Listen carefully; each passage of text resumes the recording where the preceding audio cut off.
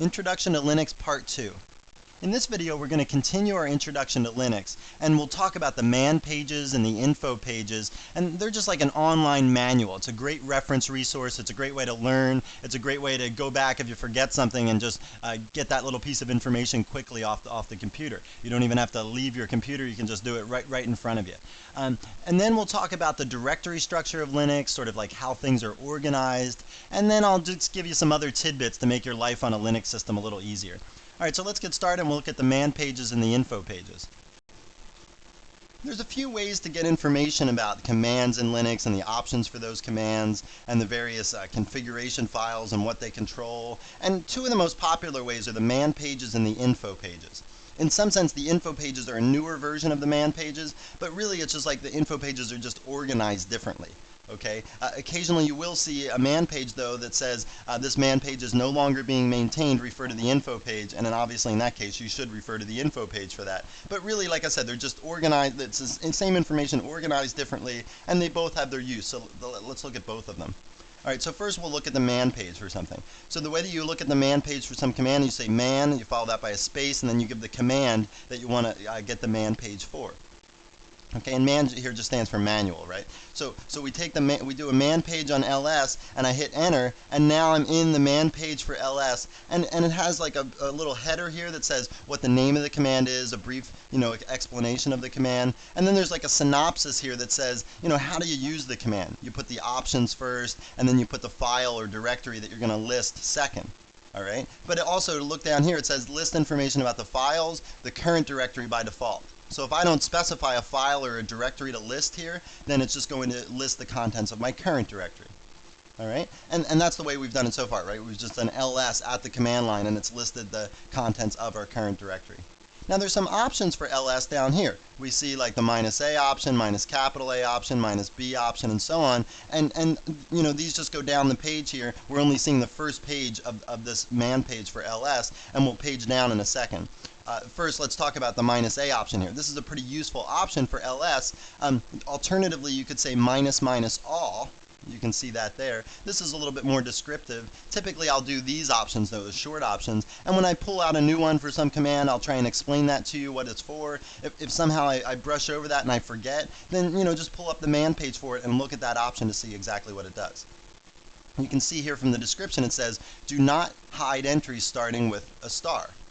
Okay, or starting with a period, sorry. So you might, if you're not familiar with Linux, you might say, well, what files start with a period? And the files that start with a period typically are user configuration files in your home directory.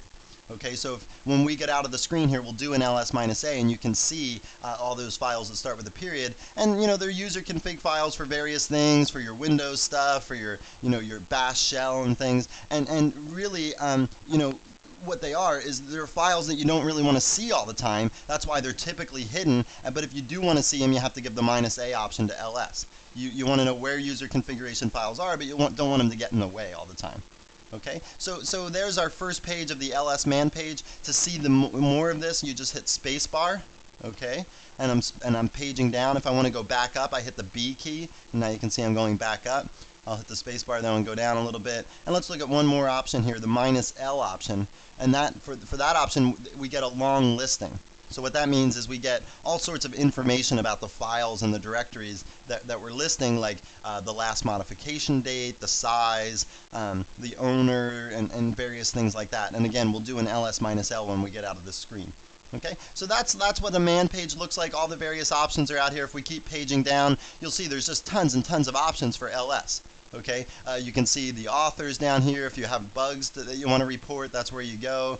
There's like a little copyright, and here's the full documentation for ls is maintained as a tech info manual. The info and ls programs are properly installed at your site, info ls. Okay, and so they're saying right here that the full documentation is as an info page. So let's do the info page for this, and we'll see how that differs as well. So I'll quit out of here with a Q, and now I'm out of the man page. Let's do a couple ls commands first, and then we'll go and look at the info page.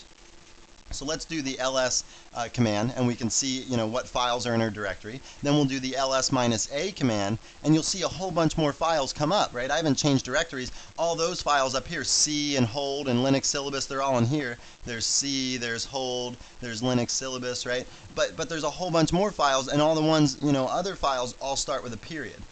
Okay, and these are all user config files. They're preferences, or they're, like this one, the .bash history. Remember when I showed you the history, how you could look at your previous commands by hitting the up arrow, like this, right? Well, all those commands are stored in the .bash history file, so that's what that's for. The .gnome file, actually this is a directory full of configuration files for your GNOME desktop environment. Okay, so that's what all these dot files are. They're either config files or directories full of configuration files for various things that are at the user level. These aren't system config files. These just control, your personal configuration of the system. Okay, of your experience on the system. All right, so that's the ls-a command. Let's do an ls-l command now, and then we'll see what that does. So ls-l, now notice like here I did an ls and it's got the C, hold, Linux syllabus, mail, scripts, and that's what's down here, C, hold, Linux syllabus, mail, scripts. Okay, so they're all listed down the side here, and each one's got a full row of information about it. Okay, over here this says that it's a directory. These are the privileges of who can read and write it. This is the owners of the file. This is the size of the file, the last modification date, and so on. Okay, so like I said, that's a lot of information in there, and we'll talk a lot more about all these permissions and ownership and stuff in 5 or 8 videos down the road. Okay, so don't worry too much about that now, but that's how you get the long listing, and you can always combine options. Like if I wanted to do a long listing of all these things, I could do ls-al. Now that's going to be a lot of information that's going to scroll off the screen, but I'll hit enter anyway just so you can see. Again, we're just getting long listings of everything, including the dot files. All right, so that's the ls command. Now let's go ahead and look at the info page for ls. Now let's pull the info page up on a particular command. We might as well just do the ls command again so that we can compare and contrast info pages and man pages. So I'll hit enter here, and now I'm in the info page for the ls command. And you might see right off the bat here that there's more of an English language description up front about what the command does, what the various options are, and what the options will do. Just like I said, general English language description of that. And that's nice for new users. It gives you more of a description, more of a feel of what the command does, without having to get technical right away and start looking at all the various options. All right, and then you can hit spacebar to page down in an info page, just like a man page. You can also use the arrow keys to go up and down. And the thing that really differentiates info pages from man pages is this section at the bottom here with all these asterisks that start the line. And really what these are is these are like subcategories of the info page. So they're separate pages of text, and they're just classified by various categories. So let's highlight one of these. Let me move my cursor right over this one that says which files are listed, and I'll hit enter here, and now I go to a different page. It's a subsection called which files are listed. And basically every option in this section alters which files are listed by the ls command. You can see the -a option is in there, and we already know what the -a option for ls does. It lists the files that start with a period. And that alters which files are listed, so that's why it's in this section. Okay, so just like every other option in this section, it will alter which files are listed. Now to go back a level, you hit the L key, and now you go back one level to where we were just before. Let me highlight a different one here. Let's use the arrow key to go down one, and let's highlight this one, what information is listed, and again we'll hit enter, and now we go to the subsection, what information is listed. Again, we can page down with the space bar to see all the various options that alter the information listed by ls, and you can see in here that the -L option is in this section. And we know what it does. It displays more information than the plain old ls command. That's why it's in this section on what information is listed. Now that I've just thought about it, let me show you one more thing about the info page, what to do in the info page, and then we'll go and do this in the man page. Let me show you how to search through these documents. So if you hit Control S in an info page, you get this thing down here that says iSearch. And basically it's just waiting for you to type in some word, and then it's going to find that word for you in this page. So let me type the word long there. So I type the word long, and then it finds this instance of the word long, and that's the first instance of the word long after the placement of my cursor, which used to be right here. Then I hit Control S again, and I go to the next instance of the word long. I hit Control S again, I go to the next instance, and so on. Okay? And then when I want to stop searching, I just hit Control G, and then you can see I've quit the searching. And now I can just hit Q to quit out of the info page. All right, so that's how you search through an info page, and that's actually just how you search through an Emacs document as well, because the info page is really just an Emacs editor showing you that information. All right, so hitting Control S searches through an info page or an Emacs document. Now let's look at a man page. Again, we'll just do LS, and I'll show you how to search through this. So this is more like a VI window because it's got that colon down there, and the way that you search through a man page is just like the way you search in a VI document. You hit the /, and you can see the colon down there turn to a /. Then you type the word you're looking for, hit enter, and now it finds the first instance of that word. Okay, if you want to find the next instance, you hit the N key for next, and now you see the next instance. Hit N again, you see the next one. And if you hit N again, it says pattern not found, press return. I can press return, and I'm back to the colon, and I can just hit Q to quit out. So in summary here, the info pages I think are better for new users just because the information's organized a little bit better, it's more categorized into various sections. So if you're just browsing and trying to learn things, the info pages I think are more conducive to that. The man pages might be nicer for experienced users because all the information's, just in like one window, and you get to search through that window. You're searching through the entire man page for the command. Whereas when you search in an info page, maybe you're only searching on the particular page of some subcategory and you're not searching through the whole thing. So it just depends what you're doing. If you're trying to learn things, I think the info pages are better. And if you're an experienced user just trying to pinpoint one precise bit of information in the whole document, then maybe the man pages are better. I just remember this experience that I had like in 7th or 8th grade or something. I turned in this paper, and it was in the days before word processors and spell checkers, and I typed this paper out and on like an old school typewriter, And I turn the paper in, and it's like a 3-page paper, and the teacher finds like 20 spelling errors or something. And she writes at the bottom of the page, get a dictionary and look the words up. And I turned around to her and I said, well, how am I supposed to look the words up if I can't spell them? So the dictionary is kind of like that for spelling, right? Like you can't just like look a word up to determine how to spell it because you have to know how to spell it to look it up. And obviously you can guess and stuff, but the man pages are kind of like that too. Maybe there's a command out there that does something that you want to do, but you don't know the name of it, so how are you supposed to look up the manual page for it? So the way that you can do that, roughly, is use the man-k option. And what this does is, I'll just show you an example. I'll do man-k JPG to find out commands that work on JPEG files, for instance. Okay, that's like those picture files. All right, so here's 2 commands that have JPG in the name of the command. Man-k will find all the commands that have JPG either in the name or in the description of the command. Okay? Another way to do this that I usually remember more easily than man-k is to say apropos. Okay, here, let me do it JPEG this time to expand my search. Okay, and now you'll see I found a few more hits here. Okay, so here's all the commands on the system that either have JPEG in the name of the command or in the description of the command. Okay, or both. All right, and this is just a very useful tool to, to find new commands that you don't know the names to yet. Now when we get around to installing the system, you'll see a lot more about the super user account, but I just want to show it to you right now.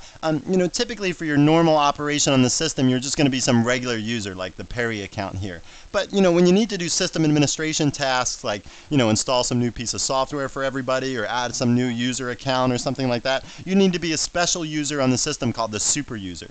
And if you're privileged, if you're really the administrator of the system, then you switch over to be the super user account by typing SU, and then what you do is you type in the password for the super user account, which I'll do now. And then if you're privileged, what it's going to do is if you have the password right, you're going to get into that account, and you can see now I'm logged on as the root account. Okay, that's the name of the super user account. So now I can do things that I couldn't do when I was Perry. I have privileges to read all the different files and directories on the system, and I can run certain programs that I couldn't run when I was just the Perry account.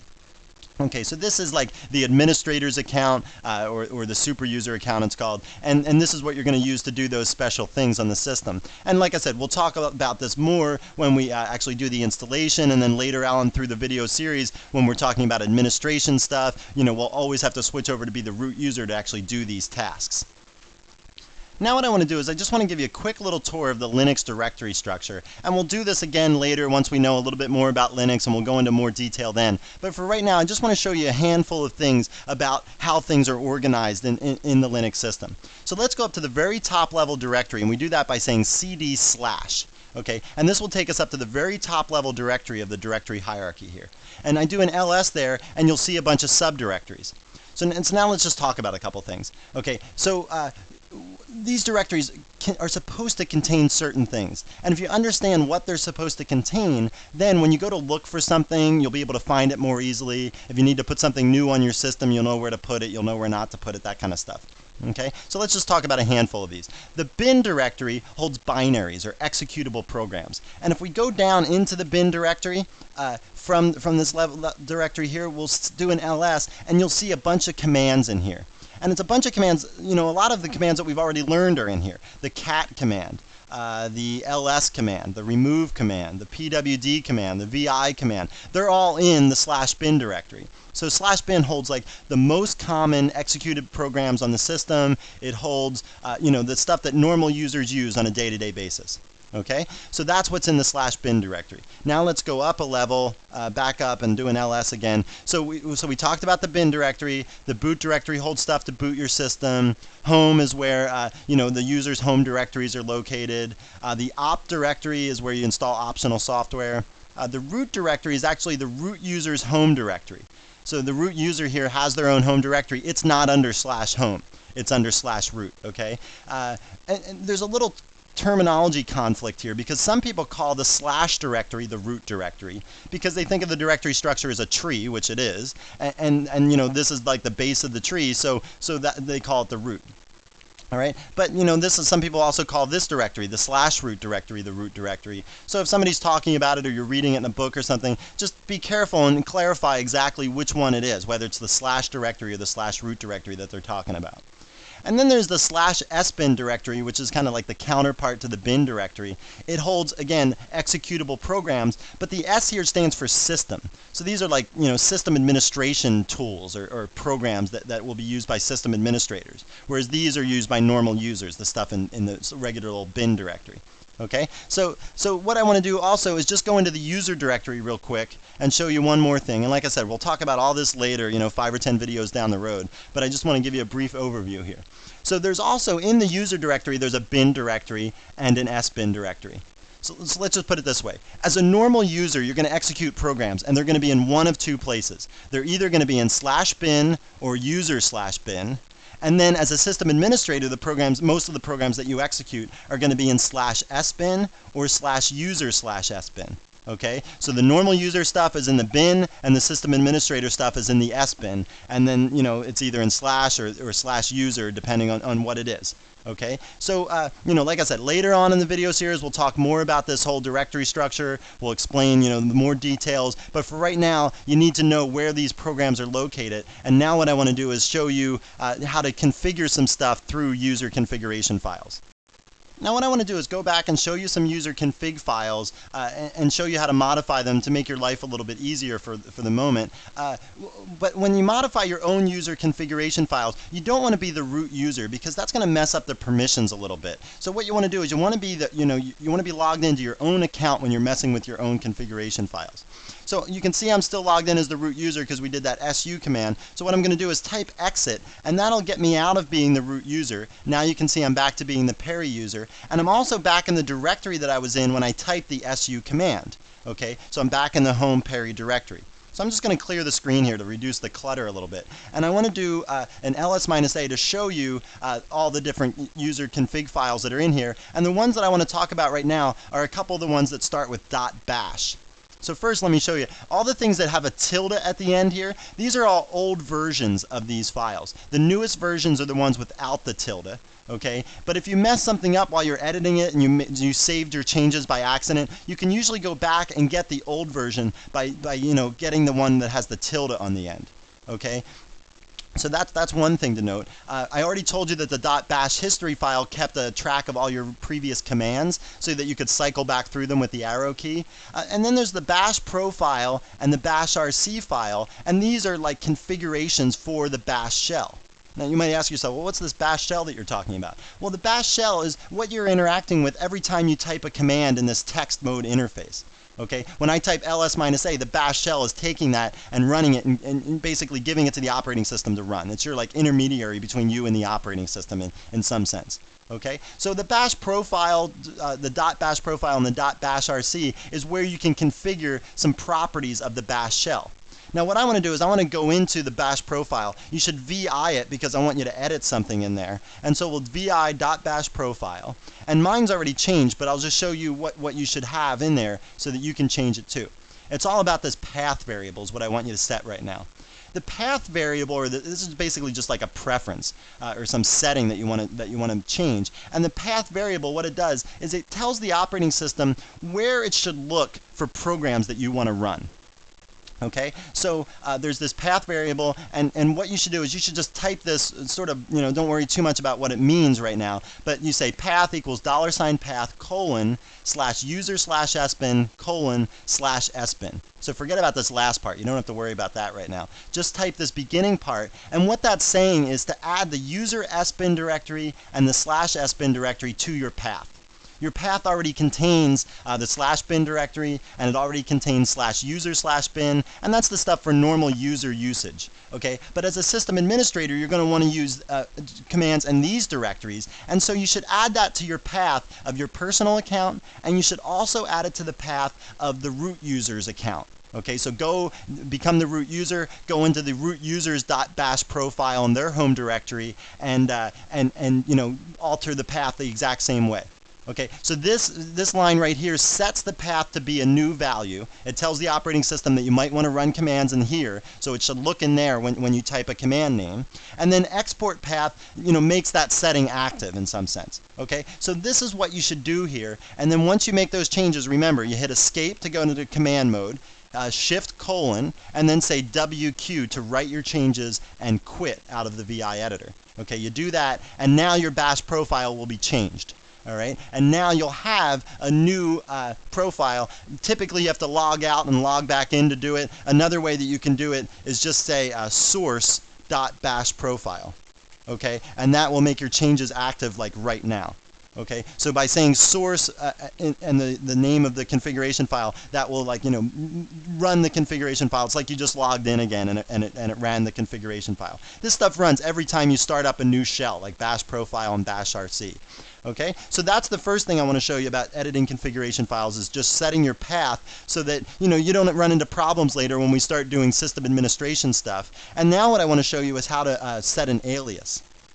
Now I want to alter a separate user configuration file to set an alias, and I'll show you what an alias is in a second. Okay, so let's mess with the bash rc file this time. And if we go in there again with the VI editor, you'll see it says in here user-specific aliases and functions. That's where specific aliases go. And we know what an alias is in real life, right? It's like like an alternate identity or an assumed name or something like that. And that's what it is in the shell too. It's a little bit different, but you'll see in a second.